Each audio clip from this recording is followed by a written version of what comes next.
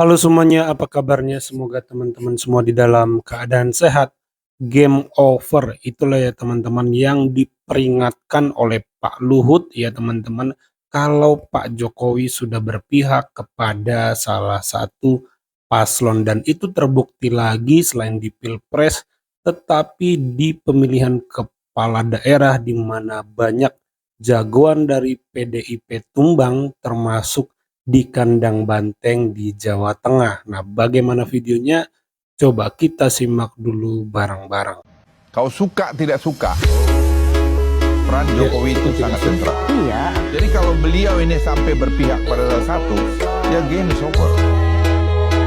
Nah, Terbukti ya.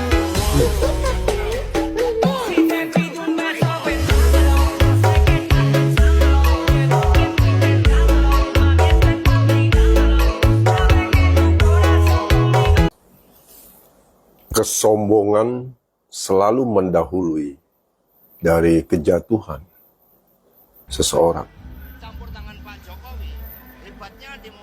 PDIP dan Megawati serta Hasto dan elit-elitnya tidak belajar dari apa yang sudah terjadi kemarin. Karena kesombongan seorang Megawati yang memiliki masalah narcissistic personality disorder yang mencemooh, memfitnah, menghina Presiden Jokowi, akhirnya di Pilpres kemarin 2024 kalah telak, hanya mendapatkan suara 17%. Tetapi rupanya PDIP nggak belajar. Terutama Hasto yang, mohon maaf, agak blow on. Saya tidak tahu kenapa Hasto terus menarasikan, menyatakan sikap yang begitu sombongnya, arogannya, padahal kemarin keok di Pilpres 2024 dengan segala drama Koreanya, nangis, ya merasa dijolimi, padahal yang jolimi mereka gitu terhadap Bapak Jokowi.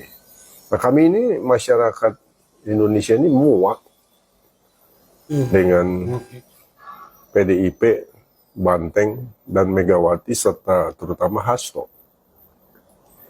Hasto lupa bahwa PDIP ini banyak masalah terhadap kasus-kasus hukum. Ya, hari ini kita dengar ponakan-ponakan Megawati tersandung judi online. Hasto sendiri bermasalah dengan menyembunyikan Masikun, Harun Masikun. Kita juga lihat bahwa Puan Maharani juga akan punya masalah dengan suaminya Hapsoro.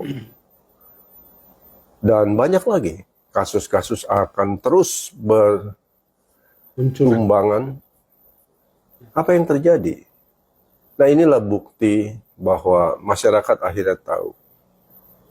Jadi pilkada ini menjadi momen penting bagi masyarakat untuk mengambil sikap no Banteng, no PDIP, no Megawati. Kita lihat figur di kota kita. Kita pilih mereka ya yang terutama bisa bekerja sama dengan pemerintah pusat, presiden dan wakil presiden. Kandang banteng Jawa Tengah harus ditaklukkan kembali untuk kedua kalinya. Ini cukup miris ya guys. Jawa Tengah yang digadang-gadang sebagai kandang banteng setelah kemarin kalah di Pilpres, sekarang juga kalah di gubernur. Walaupun sudah menurunkan Panglima TNI Andika dan juga Hendy untuk melawan Ahmad Lutfi dan juga mantan wakilnya Pak Ganjar, Gus Yassin, itu harus kita lihat bahwa di 57 dan juga 42%. Ini ibaratnya di 58% kan lah ya kan. Sehingga apa ini menjadi poin penting ketika kemarin bisa dikatakan ketika Pak Jokowi turun langsung itu bisa merubah peta pertarungan di Jawa Tengah ya.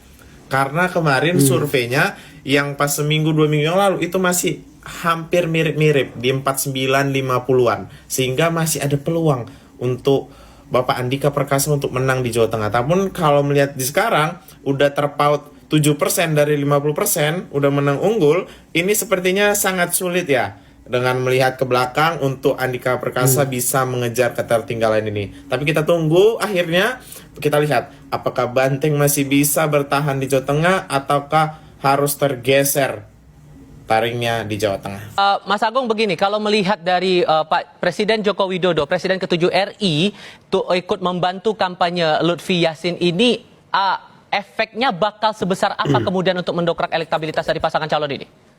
Ya, pertama saya akan mengutip survei Litbang Kompas, Mas Tifal ya. Jadi pengaruh Pak Jokowi kalau yang tercatat itu ada 43,9%, ya pemilih akan menimbang arahan endorse dari beliau ke pasangan manapun, termasuk dalam konteks ini Pak Ahmad Lutfi dan Pak Taj Yassin.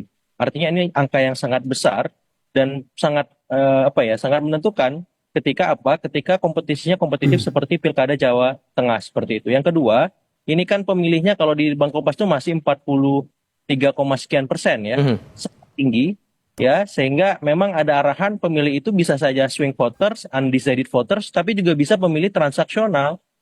Ya, ini menurut saya bisa jadi masukan untuk semua paslon, apakah itu Pak Ahmad Lutfi atau Pak Andika Perkasa, karena detik-detik akhir itu akan menentukan siapa pemenangnya, siapa yang paling konsisten, siapa yang paling masif menggarap semua segmen pemilih, termasuk ya ketika mereka melakukan agenda-agenda di darat.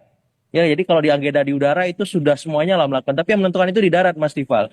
Ya, seberapa sering belusukan, seberapa sering door to door, seberapa sering ya para king dan queen maker kalau di sisi PDIP itu memang benar-benar turun ke bawah memastikan ceruk-ceruk pemilih yang belum digarap ataupun sudah digarap bisa terjaga. Jadi yang ketiga yang paling penting sebenarnya bagaimana mesin partai. Nah, saya lihat memang di koalisinya Pak Ahmad Lutfi, Pak Taj Yassin ini agak dingin ketimbang koalisinya Mas Eno ya yang sangat militan seperti itu. Jadi yang perlu diperkuat kalau di temuan Litbang Kompas itu harusnya kan terkonversi ya, dukungan partai yang besar dengan elektabilitas kandidat ternyata itu tidak linear. Nah, saya kira perlu juga dirapikan barisan di koalisi pendukung Pak Ahmad Lutfi, Pak Taj Yassin agar apa? Agar bisa mengimbangi mesin politik yang dimiliki oleh Mas Eno dan teman-teman gitu. Nah, dengan Ya, sudah diingatkan jauh-jauh hari oleh pengamat, endorse Pak Jokowi ini masih sangat tinggi dipertimbangkan oleh pemilih 40% lebih, dan terbukti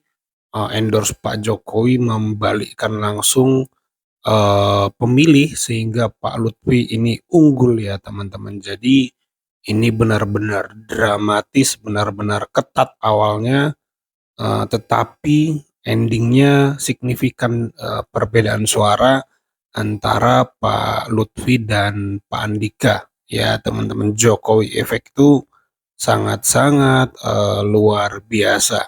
Ya, itu ya teman-teman hasil pilkada yang harus diterima oleh semua pihak.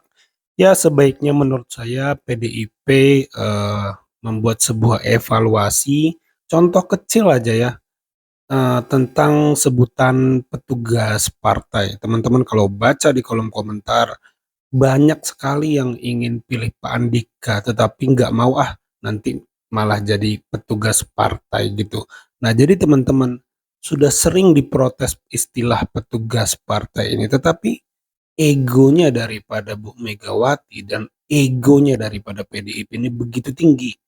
Disuruh mengganti istilah yang lebih elok aja. Misalnya kader partai itu kan mantap. Kader itu artinya seseorang yang ditempa, dididik, dibentuk dari rahim PDIP. Keren terdengarnya.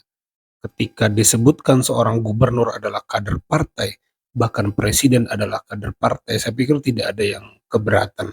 Tapi ketika disebut petugas partai, ini langsung konotasinya jelek di mata netizen. Tetapi tetap bersikuku dan diulang-ulang oleh Ibu Megawati. Itu saja video kali ini. Terima kasih yang sudah menyimak sampai selesai. Sampai jumpa di video saya selanjutnya.